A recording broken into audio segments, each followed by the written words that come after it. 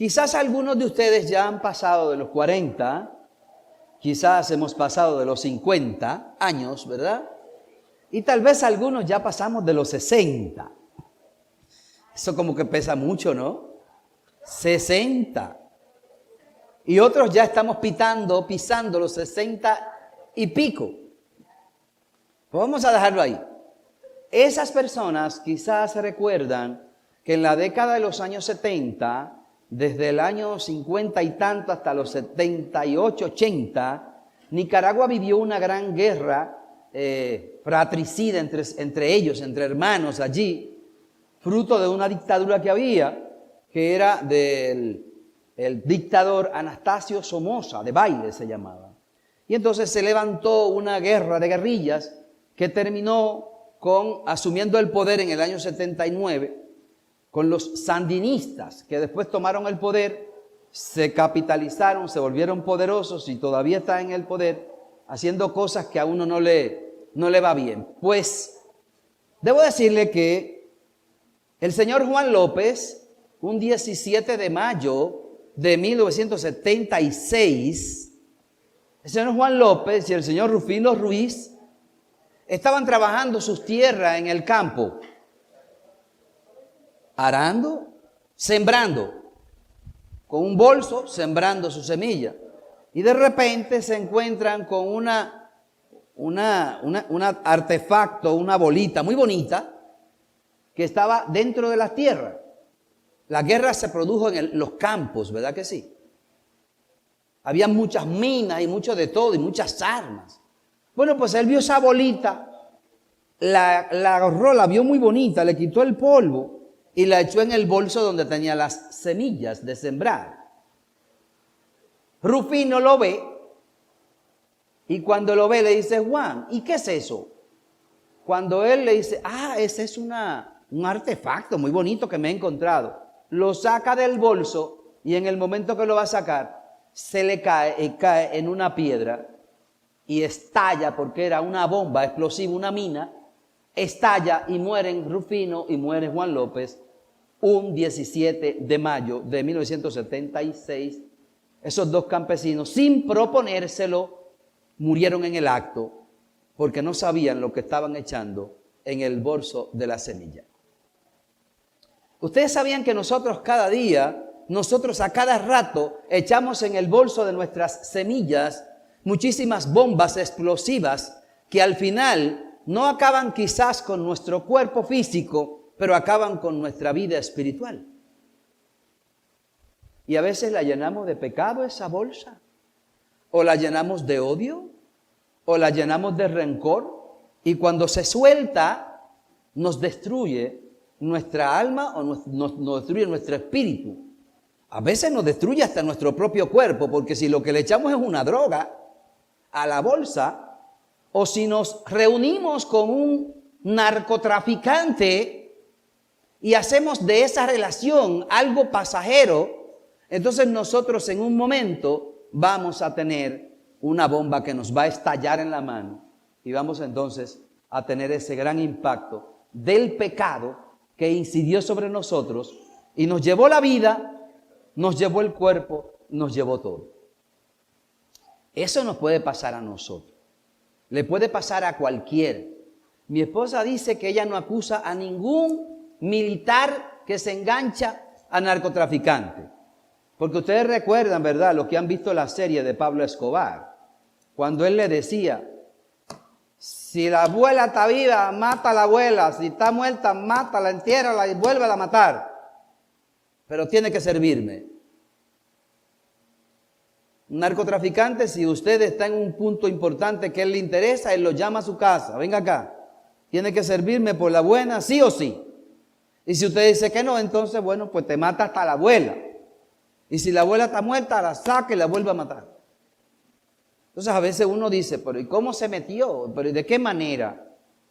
Lo que pasa es que a veces uno cae sin darse cuenta. Y entonces cuando menos se imagina, se le explota la bomba en las manos. Se pierde todo por causa del pecado. El pecado es así. Así es el pecado. Sin embargo, gracias a su palabra, gracias a su palabra, la bandera que flota en cada uno de nuestro país, la bandera nacional, con un escudo, y dentro del escudo la palabra abierta, ¿verdad? En un verso que es la que nos liberta de esa posibilidad. Muchos quizás conocen ese verso, pero muchos dominicanos no saben que ahí dice, en Juan capítulo 8, verso 32, dice, y conoceréis la verdad, y la verdad os hará libre. En una palabra, si nosotros conocemos la verdad, ella es la que nos va a hacer libre. Y si somos libres, dice el 36, 2 más adelante, dice, y si el Hijo los libertare, entonces serás verdaderamente libre. En una palabra, si el Señor es el que nos liberta, entonces seremos libres. No importa que venga el narcotraficante, nos quiera conquistar, somos libres, porque Él nos hizo libres. Y si Él nos hizo verdaderamente libres, entonces nosotros somos libres. Y ser libre, en este caso, es ser libre del pecado. ¿Y qué es el pecado? Ya lo hemos dicho muchas veces. Es sencilla y llanamente infringir los principios establecidos en esta ley. Sencillamente. Ese es el pecado. Violar las normas, violar los estatutos que Dios te ha mandado. ¿Cuántas veces nosotros, por una razón u otra, violamos los principios, las leyes de Dios, los estatutos de Dios? Entonces nosotros ahí mismo estamos pecando. Y a veces pecamos sin darnos cuenta. Porque cuántas mentiritas piadosas hemos metido sin darnos cuenta y a veces ni siquiera echamos para atrás. Seguimos.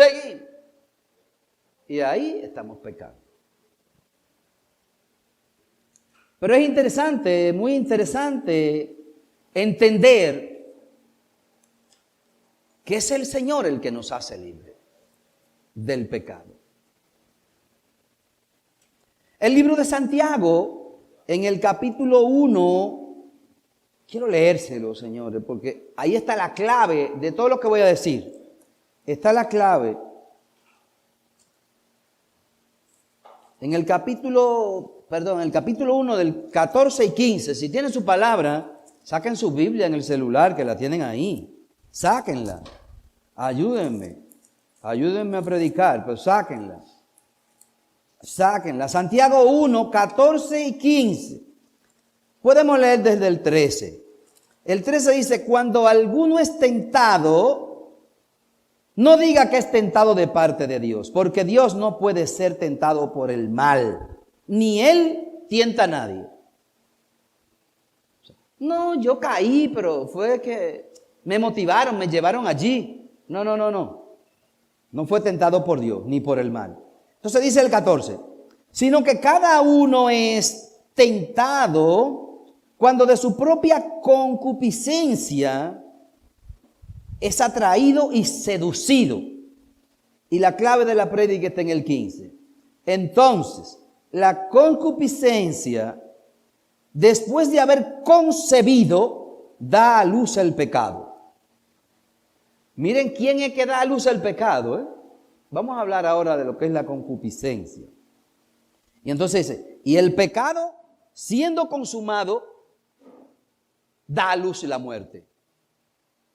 En una palabra, no podemos evadir que en el libro de Juan, en el libro de los Romanos, en el capítulo 6, verso 23, dice muy claro que la paga del pecado es ¿qué?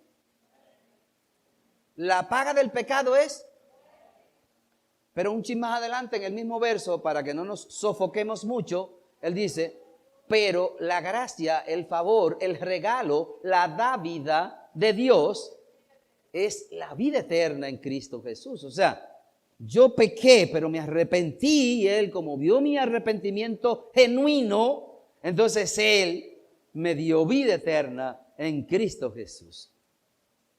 Pero como dice Santiago, que quien produce, quien engendra, quien va a dar a luz el pecado es la concupiscencia. ¿Y qué es la concupiscencia? Todos nosotros hemos oído hablar de esa palabra aquí. Y los que no hemos oído hablar de esa palabra, es bueno que la entendamos.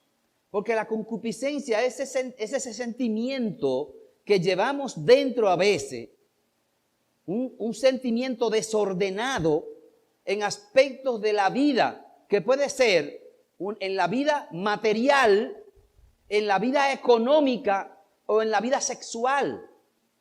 Nuestra concupiscencia en la vida material nos hace a veces tener esa avaricia de querer tener y tener y tener y tener, y no importa a quién yo le pase por arriba para yo tener. Entonces es una concupiscencia en materia de avaricia, de querer tener.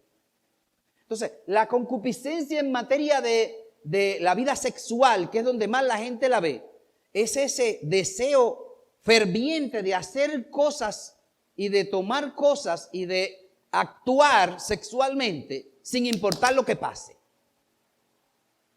Es esa, así la llaman a la lascivia. Es un desorden, una vida intensa, sexual. Y esos son los que violan, esos son los que te inducen, esos son los que te llaman, esos son los que instigan sexualmente. Los que tienen ese sentimiento desordenado. Pero nosotros sí vemos que eso se ve en la vida sexual. Pero en la vida material uno lo ve mucho, con la avaricia sobre todo. Entonces, la concupiscencia es la que engendra el pecado. Y al final, cuando eso se materializa, así dice el 15, ¿no?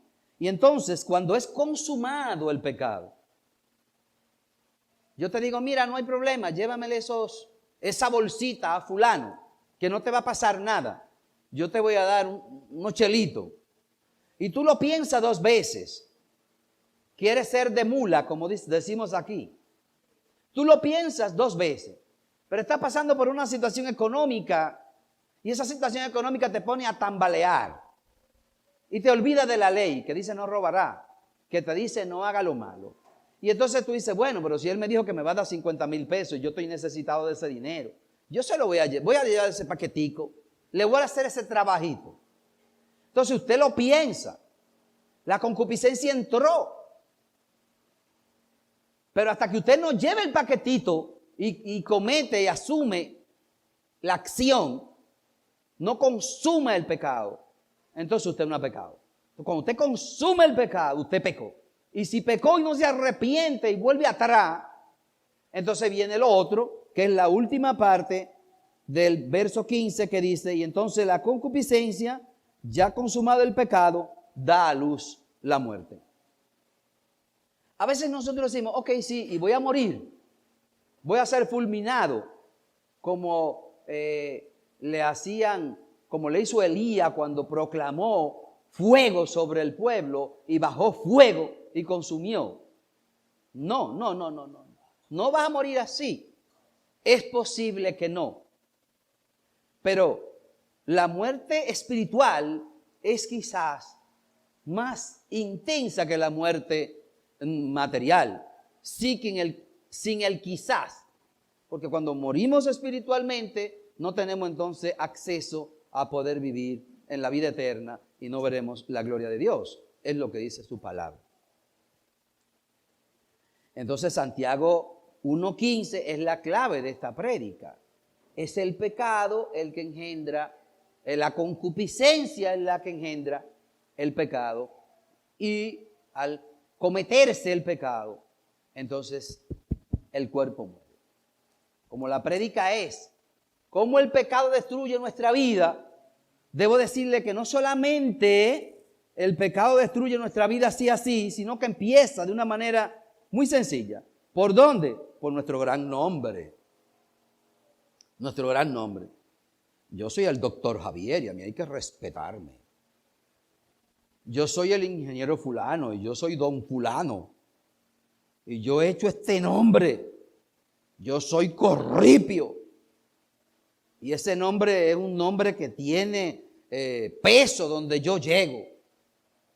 Entonces, en un momento determinado, yo cometo un pecado tan sencillo como mentir, como ser idólatra. Quizás es uno de los pecados peores, la idolatría. Entonces yo me separo de Dios y yo pierdo el carácter que me dio Dios de mi buen nombre. El buen nombre está aliado al carácter. Y mi carácter se va a poner de manifiesto cuando yo demuestro que soy honesto, que yo me comporto como debe ser, que yo tengo compasión por los demás, que yo amo al prójimo, que yo amo mi familia, que yo busco de Dios, que yo soy una persona que doy testimonio y ejemplos ante la sociedad. Entonces ese es mi buen nombre, ese es mi carácter. Cuando yo cometo cualquier infracción a estas leyes, entonces yo estoy pecando y esto destruye mi carácter y mi buen nombre. Y se va a pique mi familia, se va a pique mi matrimonio, se va a pique mi empresa. ¿Cuántos de ustedes no han visto que por cometer un pecado se pierde la institución, la empresa, la compañía? Recuerdo una ocasión, trabajaba en una institución en donde la esposa del dueño le fue infiel con otro de los trabajadores. Y se armó una trifulca en ese lugar que eso no tuvo madre. Eso hizo así. Porque era el dueño. Era el dueño. Y entonces ahí uno dice, oye, pero ¿y cómo va a ser? De ahí en adelante, ¿qué pasó? Todo se derrumbó, como decimos. Todo se derrumbó, como dice el artista. Entonces, así mismo nosotros vemos que se comete el pecado de que, mira, vamos a buscar a un buen contador para que nos haga un libro de contabilidad paralelo. Luchi sabe de eso, que sabe que existe eso, ¿verdad? El paralelismo de los libros de contabilidad. Ya es difícil hacerlo con estos sistemas de computadora y a la internet. Pero existía eso. Y entonces, cuando se iba a la renta, usted presentaba el libro que fue maquillado, decían los contadores. Y entonces el real lo tenían bajo solapado, ¿verdad? Debajo de la mano. Entonces, cuando usted hace eso en una empresa, usted está cometiendo un pecado garrafal, está robando.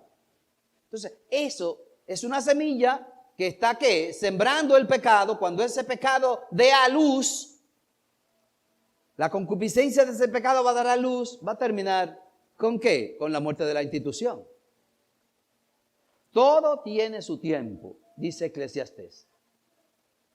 Y nada está oculto bajo el sol, dice la palabra de Dios. Por lo tanto, todo lo que usted hace en su momento va a dar a luz. La concupiscencia va a dar a luz al pecado y el pecado va a dar a luz la muerte. Pero además de que nos destruye el gran nombre, mi nombre, mi prestigio, se me destruye, ¿verdad que sí? Y mucha gente, anteriormente recuerdo que eso se ponía con sangre. Se firmaba un pacto, se rasgaban y con sangre firmaban el pacto de que ese soy yo. Es una muestra de que mi nombre pesa. Otros se quitaban un bigote, ¿verdad, doña Iri? Para decir, mire, ¡pam! Ese soy yo. Eso daba demostraciones de que él tenía un carácter recio, un nombre firme. Era eso. Pero todo eso se ha perdido, porque el pecado ha penetrado hasta lo más profundo de las instituciones y de las familias. Ahora bien, si nosotros vemos de qué manera el pecado pudo haber penetrado desde el principio, leemos a Mateo 27. ¿Alguien puede leerlo también? Mateo 27. Me voy a permitir leerlo. Mateo 26, Mateo 27. Para que ustedes vean hasta dónde llega es el querer tener. El querer tener. Mateo 27, verso 3, muerte de Judas se llama. Leemos hasta el 9. 27, verso 3, muerte de Judas. Dice su palabra, entonces Judas, el que le había entregado, viendo que era condenado, devolvió arrepentido las 30 piezas de plata a los principales sacerdotes y a los ancianos. Se echó para atrás y dejó el dinerito, ¿verdad? Pero, diciendo él, yo he pecado, entregando sangre inocente. Mas ellos dijeron, ¿qué nos importa a nosotros? Allá tú. Y arrojando las piezas de plata en el templo, salió y fue y se ahorcó. Entonces el pecado dio a luz la muerte ahí, ¿no?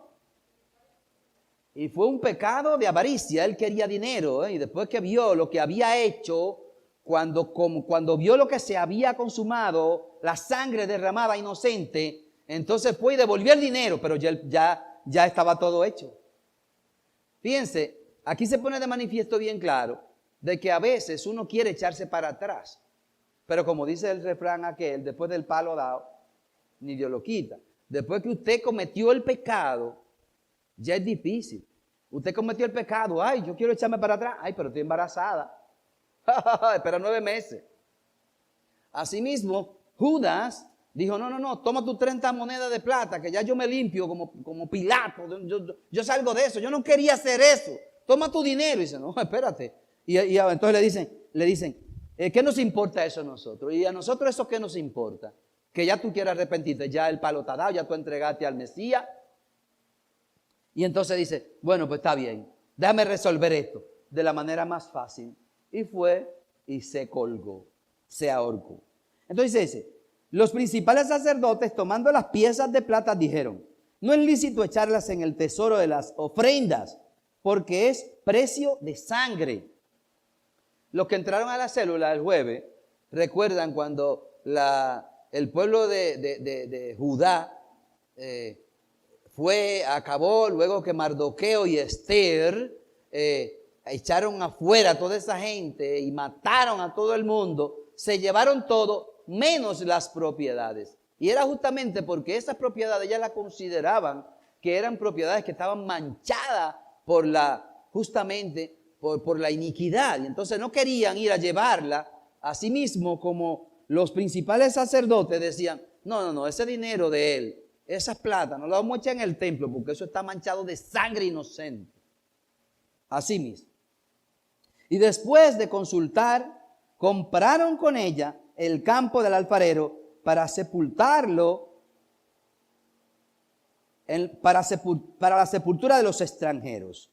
Por lo cual aquel campo se llama hasta el día de hoy campo de sangre. Así se cumplió lo dicho por el profeta Jeremías cuando dijo, y tomaron las 30 piezas de plata, precio del apreciado según precio puesto por los hijos de Israel, y las dieron para el campo del alfarero como ordenó el Señor. Y ustedes saben que Isaías vivió 650 años antes de Cristo, ¿no? Antes de ese acontecimiento, Jeremías profetizó 650 años antes de Cristo, profetizó ese acontecimiento de la muerte de Judá y de la entrega del dinero y para lo que se iba a usar. Ahí uno se da cuenta de la manera tan extraordinaria cómo Dios actúa y cuándo lo hace. Es interesante que a veces nosotros queremos que se nos profetiza algo. Viene un profeta de Dios y te dice, mira, tú vas a tener un hijo, como le profetizó a Ana. Y pasa 1 año, y pasan 2, o como le profetizaron a Abraham. Y pasan 3, y pasan 5, y pasan 10 años. Y dice, pero a mí me profetizaron que yo iba a tener un hijo. ¿Y cuándo será? Pero es en el tiempo de Dios. Él profetizó que iba a venir el Mesías y que iba a ser entregado por un Judas y que Judas iba a dar 30 monedas de plata y todo eso. 650 años antes de eso. Entonces, definitivamente, la avaricia nos lleva a la muerte a través de la ambición por el dinero. Este hombre había sido llamado por Jesús para ser de sus 12 discípulos. Y miren lo que hizo. Lo entregó por dinero. ¿Cuántos de nosotros a veces entregamos la iglesia por dinero? ¿Por avaricia? ¿Por hacer negocios turbios? Y entregamos la iglesia. Entregar la iglesia es hacer lo contrario de la iglesia. Y cuando nos ven fuera, el que no es cristiano dice, mira, y eso que son cristianos.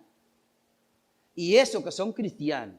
Entonces el deber de nosotros es tomar este ejemplo de Judas y no tomar a la ligera los planes y la idea de otros.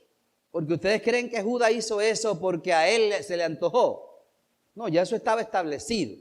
Pero fueron los principales sacerdotes los que dijeron, mira, tú eres que está ahí adentro, llévate esos dineritos y lo tuyo te van a dar, te va a salir lo tuyo para que tú lo entregues. Entonces así mismo somos nosotros a veces. Ahora bien, nosotros también podemos destruir nuestro cuerpo a través de hacer las cosas incorrectas, como por ejemplo, dice su palabra en el libro de 1 de Corintios 6, 18, no tenga relaciones sexuales prohibidas. Ese proceso le hace daño a tu cuerpo y tu cuerpo es templo sagrado del Espíritu Santo. Y entonces eso nos destruye el cuerpo porque no solamente nos destruye así, sino que todos conocemos que nos puede llevar a una hepatitis B, a un HIV, a una hepatitis C, a una clamidia, a un herpes y a muchísimas enfermedades que nos pueden matar. Entonces, Él no nos advierte aquí. Si ustedes no quieren que su vida se pierda a través del pecado, de la inmoralidad sexual, no cometan ese pecado. Las consecuencias de la inmoralidad sexual se ve rápida. Se ve rápida. En las enfermedades de transmisión sexual, así como también se ve en la destrucción de la familia. El alcoholismo es otro de los elementos que destruye nuestros cuerpos, nuestras vidas.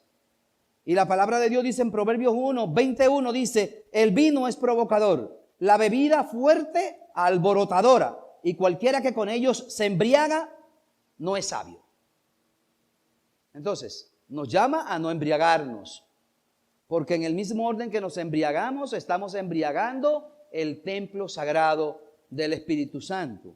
Por lo tanto, el alcoholismo, como las drogas, como los vicios, en todo el sentido, destruyen nuestro cuerpo. Y al destruir nuestro cuerpo, también, como es natural, destruyen nuestras vidas. La glotonería, el Señor dijo en el capítulo 23 del libro de Proverbios, no te juntes con los que viven bebiendo vino y comiendo demasiado. A veces uno se lleva del gusto en la comida. La alimentación es buena, pero no debemos vivir para comer, sino comer para vivir. Debemos comer para vivir, no vivir para comer. Y se lo digo porque realmente ahora mismo nosotros tenemos una epidemia de enfermedades fuera de contexto que son atribuidas a lo que se come. Cuando yo empecé a estudiar medicina en el año 78, eso fue el otro día, no existían tantos cánceres. Mi tesis de grado para hacerme médico fue sobre cáncer de próstata. Y nosotros tomamos 100 pacientes que tenían síntomas de cáncer de próstata. Y el más joven tenía 56 años. Hoy jóvenes de 32 años, de 30 años, tienen cáncer de próstata. Mujeres, que el cáncer de mama en las mujeres eso era un acontecimiento extraordinario. Eso no se veía. Eso no se veía. Hoy, lamentablemente, nosotros vemos eso tan común como si fuera la gripe. Pero eso es por lo que comemos. Muchas veces de manera desordenada, de manera glotona, con glotonería. Y la palabra de Dios en Proverbios 22 nos dice que no debemos ser glotones. Por lo tanto, este manual de instrucción nos instruye hasta para que comamos bien, para que seamos comedidos al comer. Y valga la comedido al comer, ¿verdad que sí? Por otra parte, quiero leerle a ustedes, señores. Quiero leerle. Santo, santo, santo. Aquí está, sí. El libro de Mateo 6, del 25 al 34, que quizás es una de las cosas que ahora mismo están acabando con nosotros. ¿Las qué? Las preocupaciones destruyen nuestras vidas. Y dentro de las preocupaciones está el pecado. Ahí está la concupiscencia, nuestras preocupaciones. Y le voy a leer a Mateo en el capítulo 26. En el capítulo 6 del libro de Mateo. Santo Dios. Aleluya. 6. Capítulo 6 del 25 al 34. ¿Quién lo tiene ahí? Mateo 6.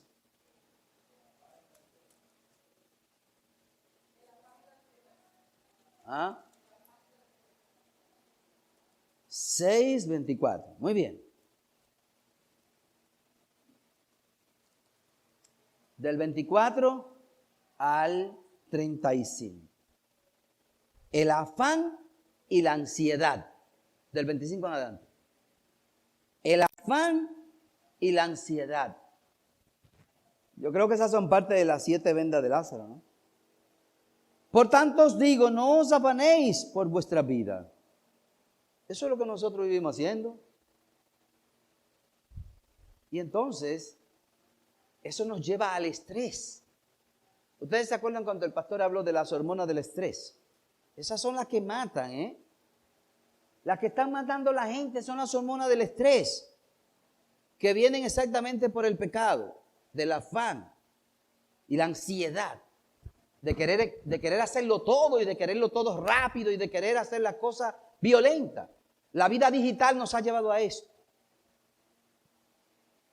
¿Qué habéis de comer o qué habéis de beber? Ni por vuestro cuerpo, ¿qué habéis de vestir? ¿No es la vida más que el dinero y el cuerpo más que el vestido? Mirad las aves del campo, las aves del cielo, que no siembran ni ciegan, ni recogen en graneros, y vuestro Padre Celestial las alimenta. ¿No valéis más vosotros, pues, que ellas? Pero a veces nosotros no nos damos el valor. ¿Y quién de vosotros podrá, por mucho que se afane, añadirle a vuestros afanes un codo a vuestra estatura? ¿Quién, por más que usted se afane, puede añadirle 1 hora al día? Nadie puede. Y por el vestido, ¿por qué os afanáis? Considerad los lirios del campo, cómo crecen, no trabajan ni hilan. Pero os digo que ni aun Salomón con toda su gloria se vistió así como ellos. Si vemos eso con relación a nuestro estrés, a nuestros afanes, sencillamente porque nosotros no confiamos en el Señor. No confiamos en Él. Y no confiamos en el tiempo de Él. Él dice, no te mortifiques, tranquilo, cógelo suave. No te desesperes. Todo es a mi tiempo. Yo te hago todo, tú eres mi hijo. Yo te lo doy todo y te hago todo, pero confías en mí y cógelo tranquilo. Pero nosotros a veces no, nosotros somos primero que Dios. E incluso el Salmo 46 dice, muy bien, estate quieto y déjame que yo sea Dios. El Salmo nos dice, nos manda a nosotros, oye, no te desesperes, estate quieto y tranquilo y déjame que yo sea Dios. Porque queremos hacer cosas que le corresponden a Él, pero porque lo queremos ahora, lo queremos ya, right now. Entonces, el Señor es el que nos da todo el mandato. No te afanes tanto. Mira cómo ustedes ven esa cigua palmera tan bonita, hermosa, ¿verdad que sí? Ella no trabaja, no dan un golpe, pero usted la ve preciosa y hermosa.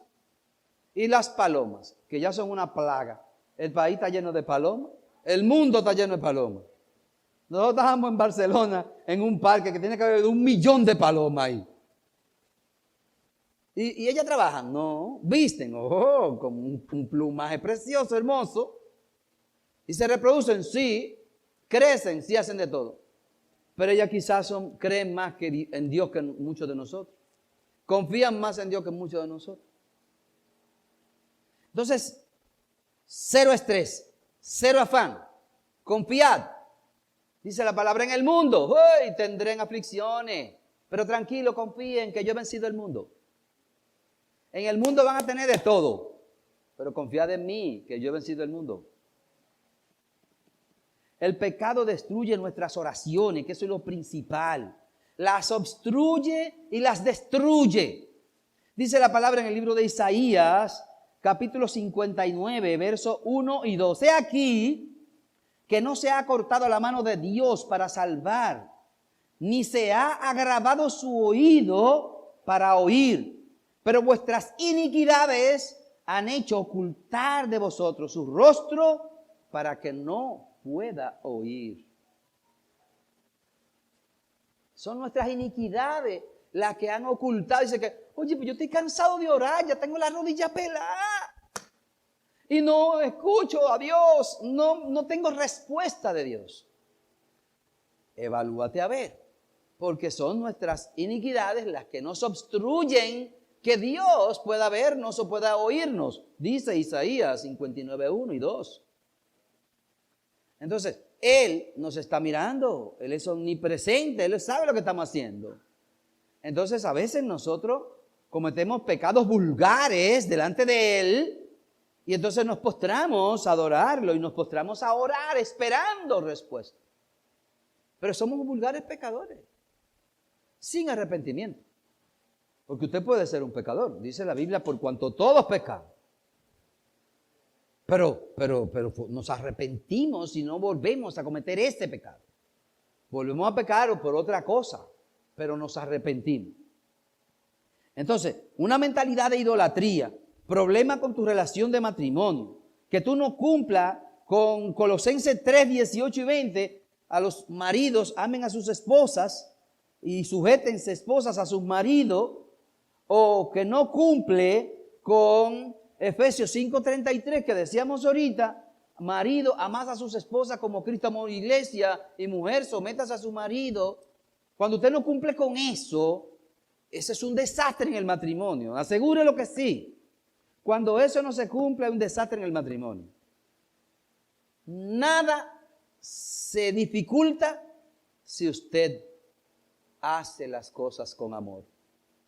Si usted ama a su esposa, todo le llueve todo le sale fácil, porque ella se somete, pero cuando hay amor, no violación y qué sé yo, que 10 años, que 5 años, que 4 años. No. El Señor no nos mandó a eso. El Señor nos manda a que amemos a nuestras esposas. Es amarla, satúrela de amor. Ustedes verán el sábado, cuando el pastor esté hablando de eso, qué maravilla. Los hombres debemos amar a nuestras esposas como Cristo amó a la iglesia. De tal manera que se entregó por ella hasta ir a la cruz y muerte de cruz. Así debemos nosotros amar a nuestras esposas. Entregarse totalmente por ella. Si usted no lo hace, entonces usted está obstruyendo sus oraciones. Ore, pero usted ora, pero usted no está haciendo, no está cumpliendo con eso. Pero además, la falta de compasión por los demás, por los necesitados. Usted ve a alguien que necesita, lo ve ahí. Y usted no fue un buen samaritano. Usted pasó como el sacerdote aquel. Entonces eso, por la noche usted va y se postra a orar. Señor, pero tú viste, mi hijo estaba en el piso y tú no te detuviste a ver qué le pasaba. Entonces las oraciones son obstruidas o no son contestadas muchas veces por la falta de compasión, por el egoísmo humano, por tener diferencia con nuestros hermanos y no resolverlo. Si tengo diferencia con tu hermano, va a traer tu ofrenda, dice la palabra. No, vete, déjala ahí, ve, ponte de acuerdo con él y entonces después tú vienes. Porque no puedo tener diferencia con mi amigo y guardarle ese rencor. Tener esa falta de perdón con mi amigo, mi hermano, mi vecino. Tener una actitud arrogante, orgullosa, egoísta, vanidosa. Todo eso nos separa de Dios en las oraciones. Y el Señor no nos contesta nuestras oraciones. Finalmente, le he dejado la parte que Él más le interesa y que nosotros somos penetrados a través del pecado, y es a través de la conciencia. La conciencia es algo que a veces ni siquiera nos damos cuenta porque hay conciencia e inconsciencia, ¿verdad? Entonces la conciencia es lo que usted hace conscientemente y la inconsciencia es lo que usted hace inconscientemente. O sea, usted no sabe que lo está haciendo. Muchas veces usted lo hace acostado.